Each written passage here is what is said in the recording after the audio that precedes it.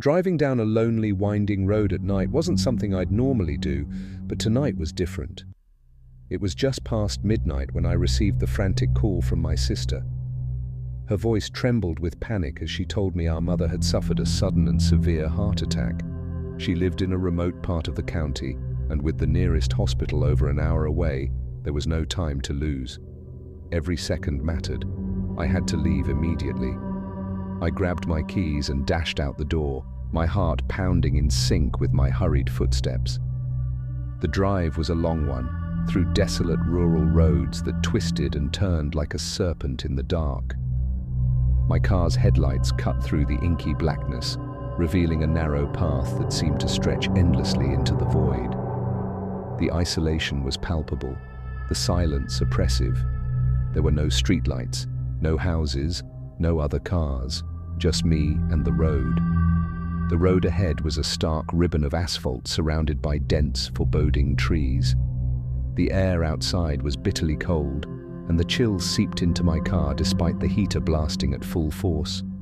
It felt as if the night itself was alive, pressing against the windows, trying to invade the fragile sanctuary of my vehicle. The only sound was the steady hum of the engine and the occasional rustle of leaves as the wind whispered through the branches. As I drove, I couldn't shake the feeling of unease. The emptiness of the road was unnerving, and the darkness seemed to grow thicker with each passing mile. My mind began to wander, conjuring images of creatures lurking just beyond the reach of my headlights, their eyes glinting with malevolent intent. I shook my head, trying to dispel the creeping dread. "Focus," I told myself. "Just get to Mom's house." The minutes stretched into what felt like hours as I navigated the twisting road, my fingers gripping the steering wheel tightly. I glanced at the clock on the dashboard, its glowing numbers offering little comfort. Time seemed to slow, each second ticking by with agonizing slowness. The cold began to seep deeper into my bones, making me shiver despite the warmth of the car. Then, up ahead, my headlights caught something, a figure standing by the roadside. My heart skipped a beat as I approached, my curiosity battling with a growing sense of fear. It was a man, his thumb outstretched in the universal sign of a hitchhiker. He wore tattered clothes, and his face was obscured by the shadows.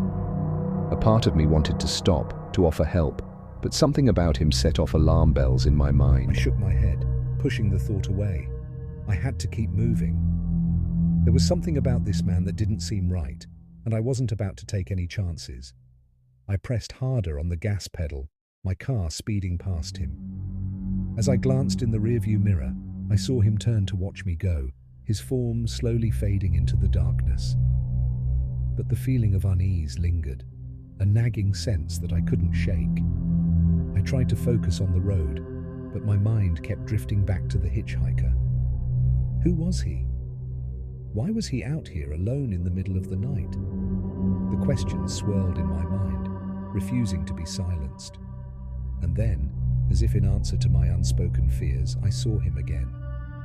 A few miles down the road, I saw him again. My blood ran cold. It was the same man, standing on the roadside, his thumb still extended.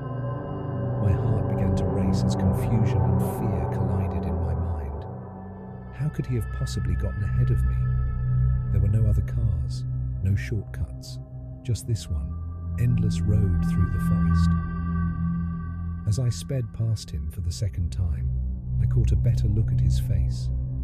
It was gaunt, with hollow cheeks and eyes that seemed to bore into my soul. His expression was unreadable, almost blank, but there was something in those eyes that chilled me to the core. I pushed the gas pedal harder, my car roaring as it surged forward. I needed to get away from him, to put as much distance between us as possible. My heart pounded in my chest, my knuckles turning white as I gripped the steering wheel. I glanced in the rearview mirror, half expecting to see him standing there, but the road behind me was empty. I tried to rationalize what I had seen. Maybe it was just someone who looked similar, or perhaps my mind was playing tricks on me in the darkness. But then I saw him again. This time, he was not standing still. He was running, his legs moving in a grotesque, almost mechanical way. His speed was unnatural, closing the distance between us far too quickly. Panic surged through me like a tidal wave. I floored the gas pedal, the engine roaring in protest as the car hurtled down the winding road. The trees blurred past in a dark, oppressive tunnel. My eyes flicked between the road ahead and the rearview mirror. Each glance revealed the same terrifying sight. The man, relentless and unyielding, gaining on me. His movements were jerky and inhuman, as if he were a marionette controlled by unseen strings. My mind raced, trying to make sense of the impossible. Who was this man? How could he be everywhere, defying the laws of reality? I had no answers, only the primal instinct to escape. The road seemed to stretch endlessly before me, each mile feeling like an eternity. Suddenly, the car began to sputter. The engine coughed and wheezed, the dashboard lights flickering erratically. My heart sank as I realized what was happening. No, no, no, I muttered desperately, my hands shaking as I tried to coax the car to keep going. But it was no use. The engine gave one final pitiful whine before dying completely, leaving me in deafening silence. The stillness was overwhelming, pressing in on me from all sides.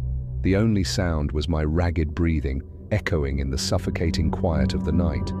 I sat there, paralyzed with fear, my mind racing as I tried to figure out what to do. The oppressive darkness outside the car seemed to pulse with malevolent intent, as if it were alive and waiting to consume me. I glanced in the rearview mirror, half expecting to see the man closing in on me. The road behind was empty, but the sense of dread remained, an unshakable weight on my chest. I couldn't stay in the car. I had to move, had to find some form of shelter or help. With trembling hands, I reached for the door handle and pushed it open, the cold night air hitting me like a slap in the face. I bolted from the car, my feet pounding against the asphalt as I sprinted toward the forest. The trees loomed like silent sentinels, their branches clawing at the sky. The ground was uneven, roots and rocks threatening to trip me with every step. I stumbled and nearly fell, but managed to keep my balance, driven by sheer terror. My breath came in ragged gasps, my lungs burning as I pushed myself harder. The darkness was complete, the forest an impenetrable labyrinth. I glanced back, half expecting to see the man pursuing me, but there was nothing. The silence was eerie, amplifying every rustle of leaves and snap of twigs underfoot. I didn't dare slow down. My mind conjured images of the man's face, those hollow eyes and twisted smile. The fear was a physical presence, a beast clawing at my insides. The trees closed in around me, their branches like skeletal fingers, and I felt as if I were running through a tunnel. Just when I thought my legs would give out, I saw a faint light through the trees. Hope flared in my chest, giving me the strength to push forward. As I drew closer, the light resolved into the warm glow of a house. Relief washed over me. I had found refuge. The house was old, its paint peeling and windows dark, but the porch light was on, a beacon in the night. I stumbled up the steps, my heart pounding with a mix of fear and hope. I pounded on the door, my fists striking the wood with desperate urgency. "Please, help me! Is anyone there?" My voice was hoarse, barely more than a whisper. The silence stretched, and for a moment I feared no one would answer. But then I heard the soft creak of floorboards inside, and the door slowly swung open. I saw a child moving very fast. I followed her. I went to the TV room. It was very quiet and weirdly cold. I had a bad feeling about it. Should I go outside and try out? No, I'm not going there after escaping from that thing, but then I heard a child laughter. Oh God, thanks, there's someone here. And then I went to the kitchen and God, I can't believe it. The strange man I was running from, he's here with a knife and a fork and a bib full of blood. He's looking deep in my eyes, smiling in a way that a human being can't possibly do. This is terrible. But the thing that terrified me more was not the fact that I had no way of running or being trapped with this creature. No other word in the bloody bib. It says dinner time.